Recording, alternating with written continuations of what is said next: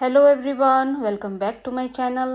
आज हम shuttle tatting में रिंग और चेन को कैसे हम दोबारा से खोलते हैं या अनडू करते हैं वो सीखेंगे। सारे रिंग जो हैं एक नाप के हैं। इसमें मैंने लास्ट वाले रिंग में एक सेगमेंट ज़्यादा बनाया हुआ है, तो बजाय इसको कट करके नए धागे जोड़े, इसी को हम कैसे खोल के ठीक करते हैं वो आज सीखते हैं। तो चेन के स्टिचेस खोलेंगे सबसे पहले। देखिए, अगर रिंग ठीक करना है तो चेन खोलनी पड़ेगी पहले, तो ये भी आपको करना आना चाहिए। कई बार स्टिचेस ज़्यादा ले हो जाते हैं रिंग में, या कोई पिको डालना भूल जाते हैं, कोई भी मिस्टेक हो सकती है। तो बजाय कि उसको कट करने के नया धागा जोड़ें, तो इस तरीके से आप इन स्टिचेस को खोल सकते हैं। तो ये देखो, एक नीडल ले सकते हो आप, या क्रोशे हुक ले सकते हो, या फिर इसकी टिप से भी कर सकते हो, शटल की टिप से भी।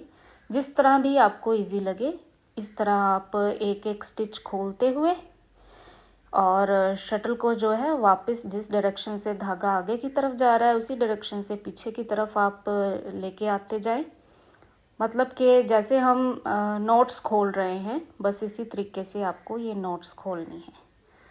तो बहुत आसान है। इस तरीके से आप ये चेन के स्टिचेस खोल सकते हैं। बस ये जो बॉल थ्रेड है ना चेन का, उसको आप दोबारा से इस तरह फिंगर पे लपेट के फिर ही खोलना। ऐसे ही चेन को हाथ में पकड़ के आप स्टिचेस नहीं खोल सकते।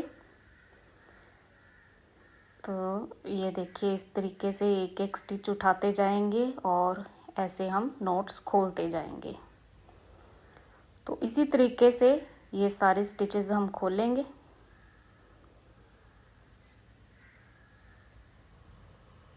नीडल टैटिंग के बजाय इसमें थोड़ा सा टाइम लग जाता है, लेकिन इंटरेस्टिंग है। ये भी काम आपको आना चाहिए।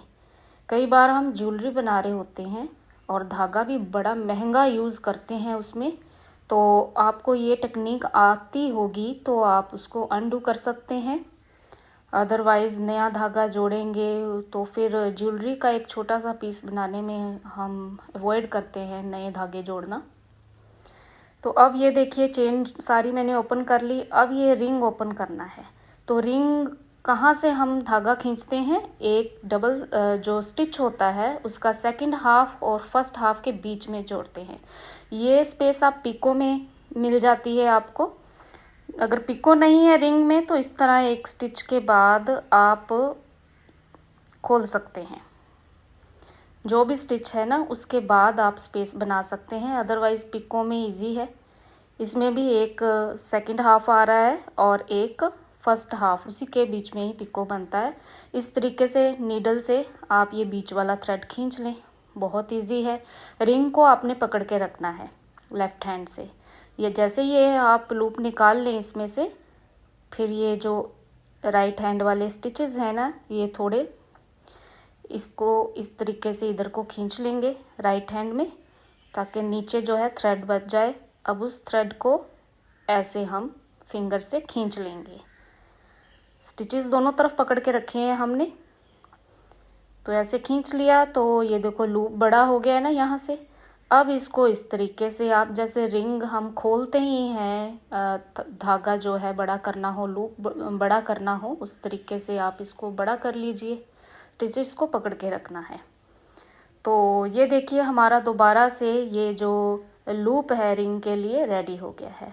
अब मैंने एक सेगमेंट ज़्यादा बनाया हुआ था, सिर्फ आपको अनडू करने के लिए दिखाना था मुझे। 4 4 4 4 ही चाहिए मुझे, लेकिन यहाँ मैं 5 टाइम 4 लिया हुआ है। तो ये लास्ट वाले 4 स्टिचेस मैं अनडू कर देती हूँ, यानी कि ये स्टिचेस खोल देती हूँ।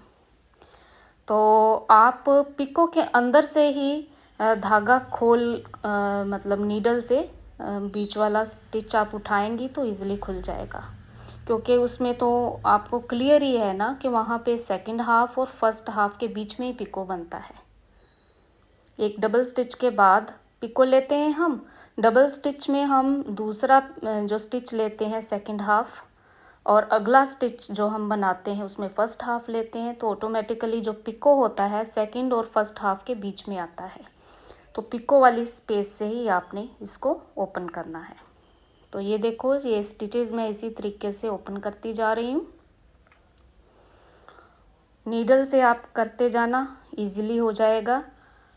प्रैक्टिस आपको करनी है अगर तो एक रिंग बना के और उसको ओपन करके देखना आप। तो जो भी मैं आपको ट्यूटोरियल दे रही हूँ, डे 1 डे 2 साथ में मैंने ट्यूटोरियल लिखा है। आप एक कॉपी पे ये सारे ट्यूटोरियल लिखते जाएं और जिस भी चीज़ की आपको ज़रूरत हो करने की तो उसमें देखिए, और आप डायरेक्टली भी उस पर फिल कर सकते हैं कि undo rings and chain by thread power. इस तरीके से आप भर के आपको वही ट्यूटोरियल सामने आ जाएगा। तो ये देखिए अब हमारे पास 4444 का मेजरमेंट है, क्योंकि बाकी के रिंग भी इसी नाप के हैं। तो ये अब मैंने दोबारा से इसको ठीक करके बंद कर दिया। तो देखा ना कितना इजीली हमने इनको खोल के दोबारा से ठीक कर दिया। आई होप आपको समझ में आ गया है। Thank you.